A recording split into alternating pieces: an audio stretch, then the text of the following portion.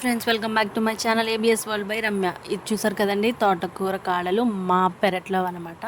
ఈరోజు మన ఒంటికి ఎంతో చలవ చేసే తోటకూర కాడలు విత్ శనగపప్పు కర్రీ చూపిస్తాను. తోటకూర కాడలను అయితే ఫస్ట్ చిన్న చిన్న ముక్కలుగా కట్ చేసుకొని పక్కన పెట్టుకోండి. ఆకును పక్కకు పెట్టేసుకోండి ఫ్రెండ్స్. నైటే శనగపప్పు, చిన్న కప్పు శనగపప్పు అయితే నానబెట్టుకోండి. అది ఉడకబెట్టుకొని పక్కన పెట్టుకోండి నెక్స్ట్ డే మార్నింగ్కి.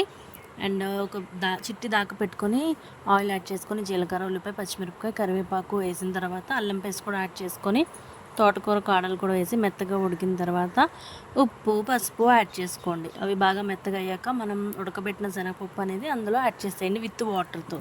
అది కూడా ఒక ఉడుకు వచ్చిన తర్వాత కారం వేసుకొని ఒక ఉడుకు రానివ్వండి. దగ్గరకు వచ్చాక ధనియాల పొడి అండ్ కొత్తిమీరతో గార్నిష్ చేసుకుంటే మన తోటకూర కాడలు విత్ శనగపప్పు కర్రీ అనేది రెడీ అయిపోతుంది ఫ్రెండ్స్. ఒంటికి చాలా చలవ చేస్తుందండి. అందరూ తప్పకుండా ట్రై చేయండి friends. Thank you for watching.